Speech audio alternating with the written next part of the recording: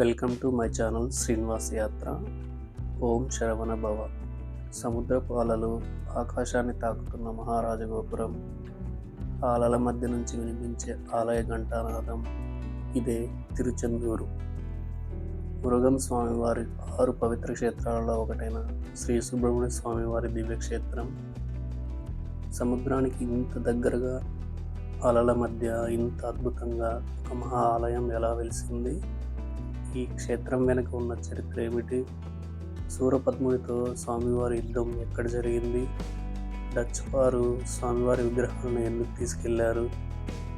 2004 tsunami సమయంలో ఈ ఆలయానికి ఏం జరిగింది? మరి సముద్రం పక్కనే ఉన్న నాజిక్ కినారో బావిలో తీయటి నీరు ఎలా వచ్చింది? ఈ వీడియోలో ఇవన్నీ తెలుసుకుందాం. తమిళనాడులోని తూత్కుడి జిల్లాలో సముద్ర తీరాన వెలిసిన పవిత్ర క్షేత్రమే తిరుచెందూరు. మురుగన్ స్వామివారి 6 పవిత్ర క్షేత్రాలను ఆరుప్పడై వీడు అని పిలుస్తారు. ఆ 6 క్షేత్రాలలో సముద్ర తీరంలో వెలిసిన ఏకైక క్షేత్రం తిరుచెందూరు. ఒకవైపు అనంతమైన సముద్రం, మరోవైపు మహారాజగోపురం. ఆ రెండిటి మధ్యలో సుబ్రహ్మణ్య స్వామివారి దివ్య సన్నిధి. ఉదయం సూర్యోదయ సమయంలో సముద్రపు అలల మధ్య నుంచి కనిపించే ఆలయ గోపురం చూడ్డానికి నిజంగా అద్భుతంగా ఉంటుంది. అందుకే తిరుచెందూరు కేవలం ఒక ఆలయం కాదు, ఇది పురాణం, చరిత్ర, ప్రకృతి, భక్తి అన్నీ కలిసిన క్షేత్రం. స్థల పురాణం ప్రకారం సూరపద్ముడు అనే అసురుడు ఘోరమైన తపస్సు చేసి శక్తివంతమైన వరాలను పొందాడు. ఆ వరాల బలంతో దేవతలను, ఋషులను, ప్రజలను ఇబ్బంది పెట్టడం ప్రారంభించాడు. దేవతలు పరమశివుని ప్రార్థించగా శివుని దివ్య శక్తి నుంచి కుమారస్వామి అవతరించారు. ఆయనే మన సుబ్రహ్మణ్య స్వామి, మురుగన్, కార్తికేయుడు, షణ్ముఖుడు అని కూడా పిలుచుకుంటాం. సూరపద్ముడిని సంహరించడానికి కుమారస్వామి తన సైన్యంతో దక్షిణ దిశగా వచ్చారని స్థల పురాణం చెబుతుంది. ఆయన సూరపద్మునితో 6 రోజుల పాటు యుద్ధం చేశారని, చివరకు సూరపద్ముడు ఒక భారీ మామిడి చెట్టు రూపంలో మారాడు. అప్పుడు స్వామివారు చేతిలోని దివ్యమైన వేలు ఆ చెట్టును 2 భాగాలుగా చేసింది.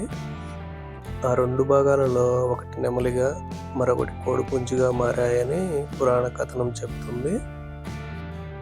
నెమలిని స్వామివారు తన వాహనంగా స్వీకరించారు. కోడిపుంజును తన ధ్వజంపై చిహ్నంగా స్వీకరించారు. ఈ సంఘటననే సుర సంహారంగా భక్తులు గుర్తు చేసుకుంటారు.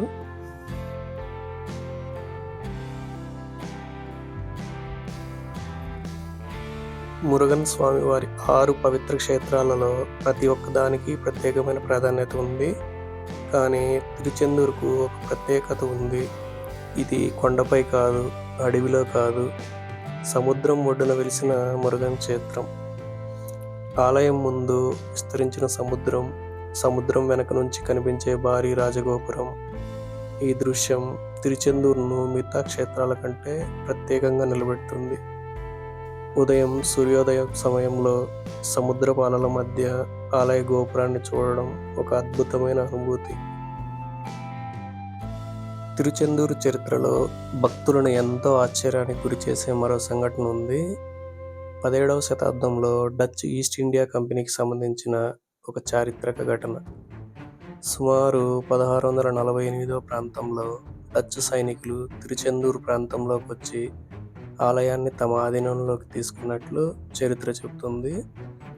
ఆ సమయంలో ఆలయంలోని విలువైన వస్తువులతో పాటు షణ్ముఖర్ మరియు శివ నటరాజర్ విగ్రహాలను కూడా వారు తీసుకెళ్లారు. డచ్ వారు సముద్ర మార్గంలో ఆ విగ్రహాలను తీసుకెళ్లడానికి ప్రయత్నించారని, కానీ సముద్రంలోకి వెళ్ళిన తర్వాత ఒక్కసారిగా సముద్రం ఉగ్రరూపం దాల్చి భారీ అలలు ఎగిసిపడడంతో వారి నౌక తీవ్రంగా ఊగిపోయింది. భయపడిన డచ్ వారు విగ్రహాలను సముద్రంలోనే విసిరేశారు. ఆశ్చర్యకరంగా విగ్రహాలను సముద్రంలో పడేసిన వెంటనే సముద్రం ప్రశాంతంగా మారింది. విగ్రహాలు కనిపించకపోవడంతో తిరుచెందూరు భక్తులు ఎంతో బాధపడ్డారు. ఆ సమయంలో స్వామివారి గొప్ప భక్తుడైన వడమలయప్ప పిల్లై గారి కలలోకి స్వామివారు వచ్చి తన ఉన్న ప్రదేశం యొక్క గుర్తులను చెప్పాడు. ఆ ప్రదేశంలో ఒక నిమ్మకాయ తేలుతూ, ఆ ప్రదేశం పైన ఒక గరుడు పక్షి తిరుగుతూ కనిపించే చోటు అని చెప్పాడు. అప్పుడు మరుసటి రోజు వడమలయప్ప పిల్లై సముద్రంలోకి వెళ్లేందుకు ఏర్పాట్లు చేశాడు. భక్తులతో కలిసి పడవలో సముద్రంలోకి వెళ్ళాడు. స్వామివారు చెప్పినట్లే గుర్తులు కనిపించడంతో అక్కడికి వెళ్ళి వెతకగా స్వామివారి విగ్రహం తిరిగి లభించింది. వడమలయప్ప పిల్లై స్వామివారి విగ్రహాన్ని ఎంతో భక్తి శ్రద్ధలతో తిరిగి తిరుచెందూరుకు తీసుకొచ్చాడు. 1653లో అసలు విగ్రహాన్ని తిరిగి ఆలయంలో ప్రతిష్ఠించినట్లు ఆలయ చరిత్రలో పేర్కొనబడింది. తిరుచెందూరు ఆలయ చరిత్రలో మరో అద్భుతంగా చెప్పుకునే సంఘటనే 2004 డిసెంబర్ 26న సంభవించిన భయంకరమైన సునామీ. సముద్రానికి అత్యంత సమీపంలో ఉన్న ఈ ఆలయాన్ని కూడా సునామీ అలలు ముంచెత్తే అవకాశం ఉన్నప్పటికీ ఆ రోజు ఆలయ ప్రాంతంలో సముద్రం వెనక్కి వెళ్ళినట్లు నివేదికలున్నాయి. ఆలయానికి సమీపంలోని ఇతర తీర ప్రాంతాలు ప్రభావితమైనప్పటికీ ఆలయం మాత్రం పెద్దగా నష్టానికి గురి కాలేదు. ఈ సంఘటనను భక్తులు స్వామివారి దివ్య రక్షణగా భావిస్తారు. తిరుచెందూరు స్థల పురాణంలో సముద్రదేవుడైన వరుణుడు స్వామివారి ఆలయ సరిహద్దును దాటబోనని వాగ్దానం చేశాడనే విశ్వాసం కూడా ఉంది. 2004 సునామీ తర్వాత కూడా సముద్రానికి ఇంత దగ్గరగా ఉన్న ఈ పవిత్ర క్షేత్రం భక్తుల విశ్వాసానికి మరింత ప్రతీకగా మారింది. ఇప్పుడు తిరుచెందూరు యాత్రలో తప్పకుండా తెలుసుకోవాల్సిన మరో విశేషం అదే నాజిక్కినారు. ఇది ఆలయానికి సమీపంలో ఉన్న బావి.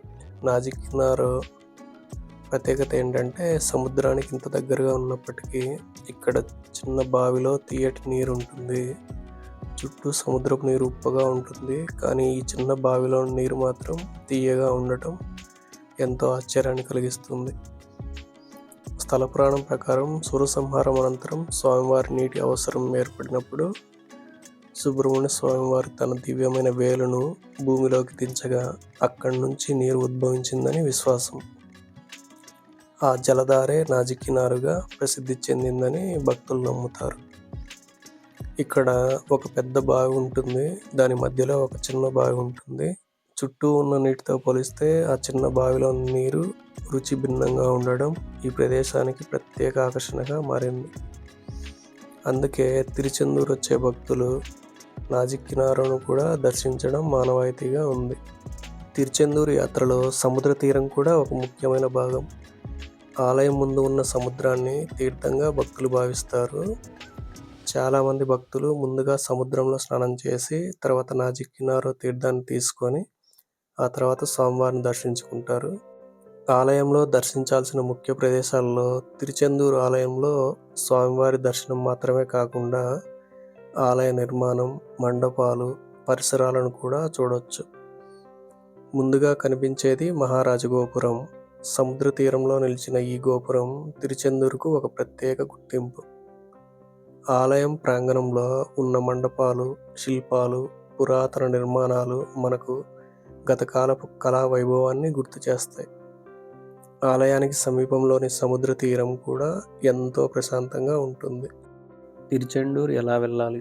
తెలుగు రాష్ట్రాల నుంచి అయితే వైజాగ్ మరియు విజయవాడ సైడ్ నుంచి అయితే చెన్నై వెళ్ళి అక్కడి నుంచి డైరెక్ట్ బస్సెస్ లేదా ట్రైన్ ద్వారా తిరుచెందూరు వెళ్ళచ్చు. లేదా వారానికి 2 సార్లు అందుబాటులో ఉండే ట్రైన్ ద్వారా మదురై లేదా తిరునెల్వేలి వెళ్ళి అక్కడి నుంచి రోడ్డు ద్వారా తిరుచెందూరు చేరుకోవచ్చు. ఇక తిరుపతి నుంచి అయితే తమిళనాడు గవర్నమెంట్ నడిపే డైరెక్ట్ బస్సులు అందుబాటులో ఉన్నాయి. లేదా ట్రైన్ ద్వారా మదురై లేదా తిరునెల్వేలి వెళ్ళి అక్కడి నుంచి తిరుచెందూరు వెళ్ళొచ్చు. హైదరాబాద్ కర్నూలు సైడ్ నుంచి ట్రైన్ ద్వారా మదురై లేదా తిరునెల్వేలి వెళ్ళి అక్కడి నుంచి తిరుచెందూరు వెళ్ళొచ్చు. లేదా వారానికి ఒకసారి అందుబాటులో ఉండే ట్యూటికోరిన్ ట్రైన్ ద్వారా వెళ్ళి ట్యూటికోరిన్ వెళ్ళి అక్కడి నుంచి 1 గంట ప్రయాణం చేసి తిరుచెందూరు వెళ్ళొచ్చు. ఇక బెంగళూరు నుంచి అయితే తమిళనాడు గవర్నమెంట్ నడిపే డైరెక్ట్ బస్సెస్ అందుబాటులో ఉన్నాయి. లేదా డైలీ నడిచే ట్యూటికోరిన్ ట్రైన్ ద్వారా ట్యూటికోరిన్ వెళ్ళి అక్కడి నుంచి తిరుచెందూరు చేరుకోవచ్చు. తిరుచెందూరుకి వచ్చినప్పుడు ఉదయం సముద్రపు అలల శబ్దం, ఆ తర్వాత స్వామివారి సన్నిధిలో వినిపించే మంత్రోచ్చారణ, ఆలయ ఘంటానాదం, నాజికినారో వద్ద కనిపించే ఆ పవిత్ర జలం, ఇవన్నీ కలిసి ఒక ప్రత్యేకమైన ఆధ్యాత్మిక అనుభూతిని కలిగిస్తాయి. కొంతమంది భక్తులు కోరికల కోసం వస్తారు, కొంతమంది మొక్కులు తీర్చుకోవడానికి వస్తారు, మరికొందరు కేవలం మనసుకు ప్రశాంతత కోసం వస్తారు. కానీ తిరుచెందూరు నుంచి తిరిగి వెళ్ళేటప్పుడు ప్రతి ఒక్కరి మనసులో ఒక ప్రత్యేకమైన అనుభూతి మిగులుతుంది. తిరుచెందూరు సుబ్రహ్మణ్య స్వామి వారి కృప మనందరిపై ఉండాలని కోరుకుంటూ, ఇలాంటి మరిన్ని ఇంట్రెస్టింగ్ వీడియోస్ కోసం నా ఛానల్ని అయితే సబ్స్క్రైబ్ చేయండి.